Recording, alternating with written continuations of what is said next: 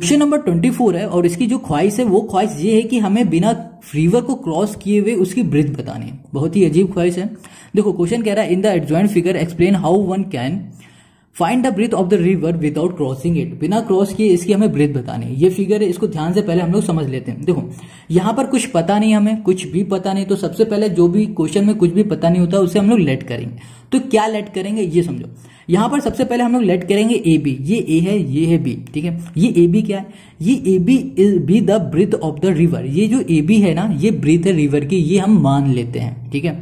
Take a point M on the side B. जो ये side B हमारा है, यहाँ पर एक हमने पॉइंट एम को ले लिया है। सो इन द फिगर, जो फिगर में हमें दिख रहा है, ठीक है।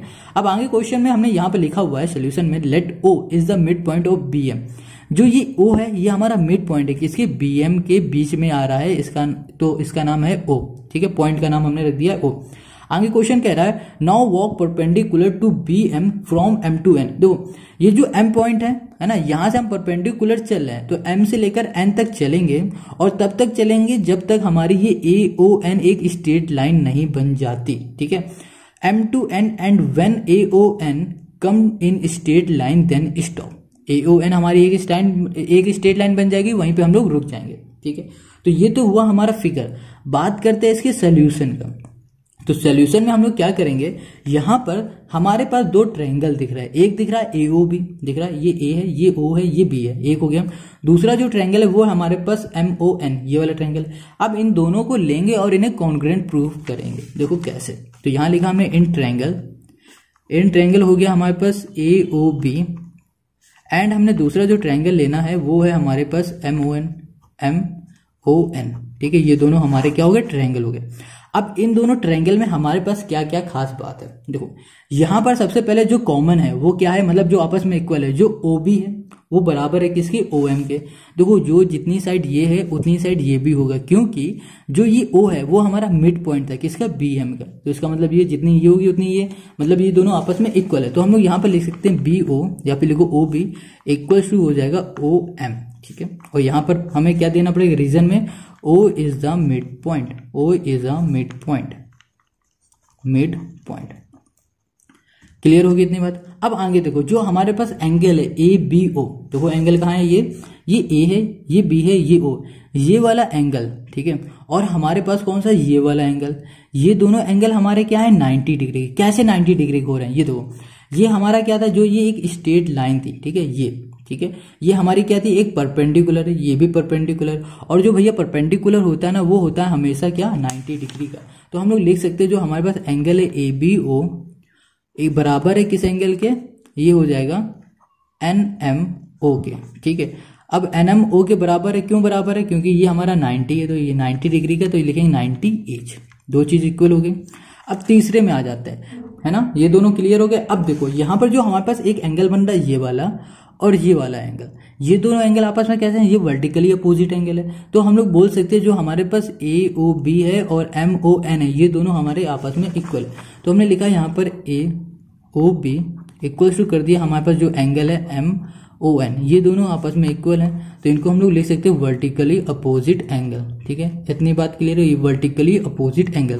अब देखो हमें ना कॉन्ग्रुएंट इसे प्रूफ करना था। कॉन्ग्रुएंट प्रूफ करने के लिए हमें 3 पॉइंट चाहिए थे और 3 पॉइंट हमने यहाँ पर फाइंड कर लिए। तो हम लोग यहाँ पे लिख सकते हैं जो हमारे पास ट्रायंगल AOB हमने लिया था वो कॉन्ग्रुएंट ट्रायंगल किससे है, MON, मतलब ये दोनों आपस में इक्वल है। इसकी सारी साइड और सारे एंगल आपस में इक्वल हो जाएंगे। रीजन किस वजह से हो रहा है ये इक्वल, तो हम लोग लिखेंगे यहाँ पर एंगल साइड एंगल, ठीक है। तो यहाँ लिख दिया एंगल, ये हो गया साइड, ये हो गया एंगल की वजह से ये आपस में इक्वल है।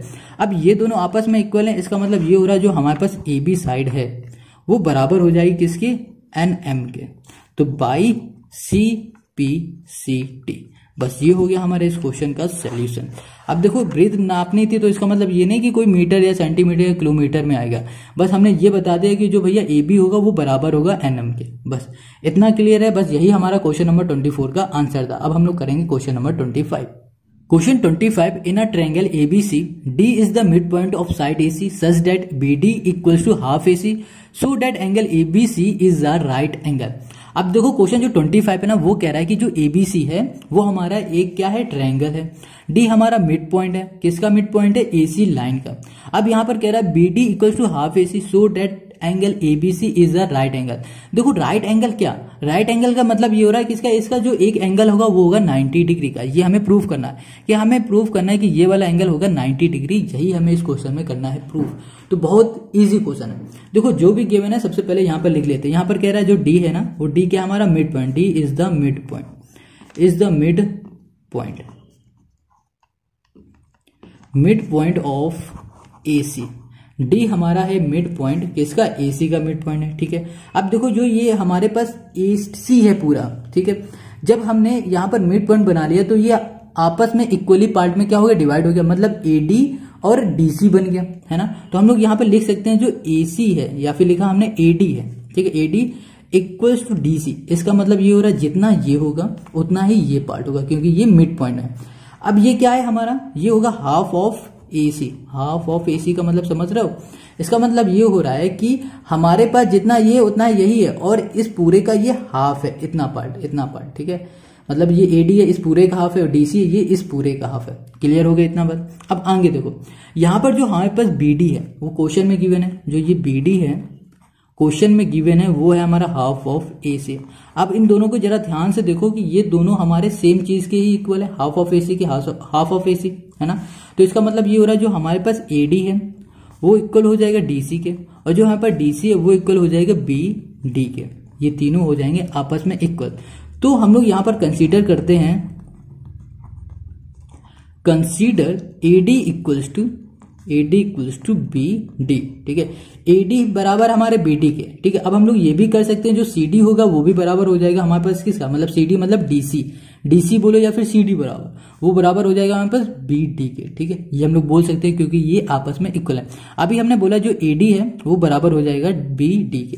देखो AD कहां पर है, ये AD ये वाली साइड हो गई, और BD हमारी कौन सी साइड हो गई, ये वाली साइड। ये दोनों साइड आपस में हो गई इक्वल। अब देखो ये दोनों साइड जब इक्वल हो गई तो इनके जो अपोजिट एंगल हैं ये भी हमारे क्या हो जाएंगे, इक्वल हो जाएंगे। किसी भी ट्रायंगल की अगर दो साइड इक्वल होती है वो होते हैं आइसोस्केलेस ट्रायंगल, और आइसोस्केलेस ट्रायंगल में भैया जो साइड इक्वल है तो उसके अपोजिट एंगल भी इक्वल होते हैं। तो यहां पर हम लोग लिख सकते हैं जो हमारे पास एंगल बन रहा है कौन सा, BAD और DBA, ये हमारे क्या है आपस में इक्वल है। तो यहां पर लिख दिया BAD इक्वल्स टू हमने लिख दिया एंगल ABD, ये दोनों एंगल आपस में इक्वल हो गए। अब इसका रीजन देना पड़ेगा, इसे इक्वेशन फर्स्ट बोल देते हैं, इसको रीजन देंगे एंगल, ठीक है, angle opposite to equal side are equal. Clear इतना, मतलब ये कि जो हमारे पास जो एंगल है और जो हमारे पास साइड है, जो साइड इक्वल है तो इसके जो अपोजिट एंगल होंगे वो भी हमेशा इक्वल होंगे, ठीक है। जैसे हमने इसको यहां पर अभी कंसीडर किया था, सेम वही चीज हम लोग CD कंसीडर कर देंगे जो बराबर होगा किसके, BD के। इसका मतलब क्या हो रहा है, जो ये CD ये वाली है ना साइड, ये बराबर हो जाएगी इसके BD के। तो अब ये दोनों आपस में बराबर हो गए तो इसके ये दोनों एंगल भी आपस में क्या इक्वल हो जाएंगे, सेम इसी कंडीशन से। तो हम लोग लिख सकते हैं जो हमारे पास एंगल बन रहा है कौन सा, DBC, वो बराबर हो जाएगा एंगल किसके, DCB के। रीजन क्या हो जाएगा, रीजन सेम यही रहेगा, यही चीज यहीं पे छाप देना, ठीक है। अब ये फर्स्ट हो गया था तो ये हम इसके सेकंड इक्वेशन बोल देते हैं। अब ये दोनों जो हमारे इक्वेशन है, ठीक है, ध्यान से देखना, ये बराबर है इसके, ये बराबर है इसके, ये बराबर है इसके, मतलब ये दोनों इक्वल हो गए हमारे एंगल, ये दोनों इक्वल हो गए हमारे एंगल। सो अब हम लोग बात करते हैं इस पूरे ट्रायंगल की, ABC की, ठीक है। देखो ट्रायंगल है, ट्रायंगल की बात करेंगे तो जाहिर सी बात है इसमें प्रॉपर्टी लगेगी सम ऑफ एंगल की, मतलब एंगल सम प्रॉपर्टी लगने वाली इसमें। तो एंगल सम प्रॉपर्टी क्या होती है अभी बताते हैं। तो यहां पर हम लोग बात करेंगे इन ट्रायंगल, किस वाले ट्रायंगल की, ABC की। अब ये ABC है, अब इस वाले ट्रायंगल में हम लोग यूज करेंगे angle sum property, angle sum property. Clear है इतनी बात। अब देखो इस वाले ट्रायंगल में हम लोग यूज कर रहे हैं एंगल सम प्रॉपर्टी। तो एंगल सम प्रॉपर्टी कहती है कि भैया जो हमारे पास ट्रायंगल है इन सभी के जो एंगल है अंदर वाले, इन सभी एंगल का जो सम होगा वो होगा 180 डिग्री के। तो हम सारे एंगल लिख लेते हैं। एक एंगल हो गया हमारे पास ABC, प्लस दूसरा जो एंगल हो गया वो हो गया हमारे पास BAC, और जो हमारे पास तीसरा एंगल है वो जो तीसरा एंगल हो गया हमारे पास B, ये हो गया C, ये हो गया A, इक्वल्स टू हो गया 180 डिग्री। ये तीन हमारे पास हो गए एंगल जो बराबर है 180 डिग्री, ठीक है। अब देखो यहाँ पर जो ABC है, है ना। क्या है ये ABC, ये BAC और ये यहाँ पर BCA है, सॉरी BCA है।